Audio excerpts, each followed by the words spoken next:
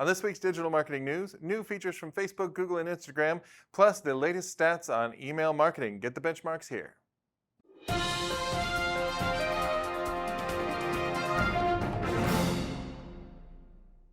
Welcome to the Digital Marketing News. I'm Tiffany Allen. And I am Joshua Knight. And spoiler alert for the next season of Glow. Just kidding. I'm not going to spoil the next season of Glow because everyone should experience the wonder of it for themselves. Fair enough. However, I did want to introduce the idea that Facebook is introducing a feature that's going to let you snooze particular keywords. Oh. So the idea is that this will help people avoid spoilers. There have been lots of brouhaha, some would say, maybe even a kerfuffle or two about Game of Thrones, say, or Infinity War, say, spoiler, Bruce Willis was Thanos the whole time. Yes. Anyway, so the way this would work, it's been rolled out as a test to a small number of people, and then they're going to roll it out wide. The way it's going to work is if you click the little three dots and you get the option to unfollow or snooze or slap lightly with a fish.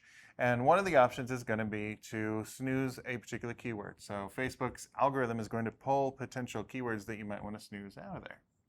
So for marketers, I think this is not going to affect us a whole bunch, but it is, those of us who like to deal in topical stuff, you got your pop content going, you might find some of your marketing messages getting filtered out. So I would say tread with caution when you're talking about the latest hotness that everyone doesn't want to have spoiled, and we'll stay out of the way. Fair enough. Mm-hmm.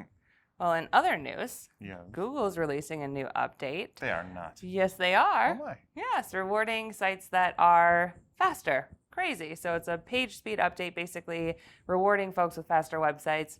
But how this one works is different than the one they released in April in 2010, where if your site is really slow, incremental changes to your site speed to make it faster will actually help you improve your rankings incrementally as well. So this will only affect kind of the slowest sites. So sites that are already reasonably fast, whatever that metric is, won't be affected by this update, but really slow sites will be. So the idea here is to encourage website owners, managers, etc., to speed up their sites to improve user experience and experience a boost in rankings as part of that. That is pretty cool. I like the carrot versus stick approach that they're taking there. Absolutely. So that should roll out this month. So for those of you out there who are experiencing slower load times, maybe slower websites overall, now is the time to invest in some of those speed updates. Absolutely. And speaking of Google, I have another story to tell, but I can't tell it while Tiffany's in the frame. I'll be over here. Thanks, Tiffany, for getting out of the way of the news. This next story, Google is going all in on machine learning and algorithms for its ads. Not surprising, Google kind of lives and dies by its algorithms, but it's giving marketers new tools for using artificial intelligence and machine learning in their advertising. So they introduced some new tools on Tuesday. This is a big push towards algorithmic buying. They say that machine learning can predict when to show ads to maximize foot traffic or to raise consumer sentiment or whatever goal you're looking at. You can let the machine know what it is you're trying to accomplish, and it can tell you the best way to do it. They're also rolling out a tool that uses machine learning to help choose the text for ads. So you would provide a list of, say, 15 different variations on your ad, and then the machine learning is apparently able to pick the one that is most likely to get the conversion that you're looking for. They're also looking at serving different ads based on browsing context. They're being a little vague about that, but it is another one of those promises that, hey, this is going to hit those micro moments, those tiny little spots where people are ready to hear an ad and act on it. So this is all super cool for marketers. I'm excited about this and can't wait to get my hands on it. But we do have to take care not to just hand over everything we're doing to the machines, right? We need to be evaluating the results that come out of these algorithms. We need to keep in mind that they are created and trained by human beings, and data sets can be flawed and people can be flawed. And we have to, you know what they say, trust but verify. So these are cool tools, but let's keep alert out there. Tiffany? Thanks, Josh. In other news, Instagram just released a 50-page guide overviewing how to upload video and maximize the impact of your videos on their IGTV long-form video platform.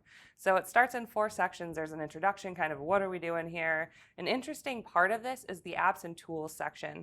So it goes through and talks about non-partner sites or partners that they don't endorse, folks that just kind of have apps that are adjacent to this Instagram platform that you can use to maximize the impact of your video. So things like Video Leap, InShot, Carve, things like that, as well as other accessories like lenses, kind of selfie stick related items as well in here, just to help folks who are producing these videos get the best out of what they're trying to do. It also provides an outline of how to upload these videos on desktop and on mobile for folks who aren't sure of how to do that, and a lot of other interesting kind of tidbits for how to best use the platform. So if you're using IGTV or plan to use long-form video content in the future, I'd certainly recommend you check it out. Back to us, Josh. Thanks, Tiffany. Our final story of the week is about one of my favorite subjects in a marketing context, email marketing, because I love the fact that it is a tried and true tactic. Like, it's kind of ancient in terms of digital marketing tactics, but it's still going gangbusters. Yes. So I love email marketing, so I love this email marketing benchmarking report. This was sponsored by Mailer and delivered by the DMA, the Direct Marketing Association of the UK. You have to go like 12 pages deep to figure out what DMA stands for, but finally did. So they looked at more than 23 billion emails for these stats, and they're kind of interesting. First of all, like, kind of on a base level, delivery rates are super high. They're 98% for B2C, 97% for B2B. So at least our emails are getting where they're going. Yeah. But then what happens? Well, then the open rate. So when you send the email, you want someone to open it. And open rates are actually pretty high from what we've seen from industry standards as well. 15% for B2B and 19.7% for B2C. Right. So this is on across platforms, right? They said on mobile and on desktop. Now the click rate then is, there's an interesting picture here if you look at a couple of the stats. So the click rate is around 3% for B2B and around 3%, maybe a little bit lower for B2C. But if you look at the click to open rate, which is the number of clicks in emails that have been opened, so if you get right down to the people who are opening it, what they're doing, B2B is actually doing much better. Our benchmark click-to-open rate is 21% for B2B versus 10% for B2C. Yeah, and it's all about making the content in your emails relevant and click-worthy for your audience. So if you're sending something personalized, something that's an intriguing offer, you're going to see those click-to-open rates increase. And ultimately, if you have a good subject line, your open rate will increase as well. That makes sense. So yeah, keep those and keep it relevant to your audience. If you're going to send them something, and also mobile friendly. Right. Because a lot of emails being opened on mobile, I think more than 50% possibly. Nobody can verify it right now, so I'm going to go ahead and say it. So just make sure if you have this beautiful email on mobile, but then they click to a site that is not mobile responsive. Why you do that? Yeah, Don't make me sad like that. Yeah, I heard a rumor, Josh, that there was some client news to discuss. Oh, it's a slight bit of client news. Yes, our hashtag client, DiviHQ, wanted to congratulate them on the release of version 3.0 of their content calendar interface. So this has some new stuff. You can have orange highlights on things, so you know things are important. You can have collapsible filters and filters that are live all the time, and it's a whole lot of new features to explore, and we congratulate DiviHQ on doing that, and we thank them for hanging with us. Yeah, absolutely. Well, that's all the news we have for you this week. We'll be back next week with more digital marketing news. If you need more in the meantime, you can follow TopRank on Twitter at TopRank or follow me at Tiffany_Allen. You can find me on Twitter at Nitewrites, that's NITEWRITES. And if you do like us, please click the subscribe button and ding the notification bell so you'll get a message anytime we do something cool, at least on YouTube. We'll see you next week. Thanks for tuning in. Bye.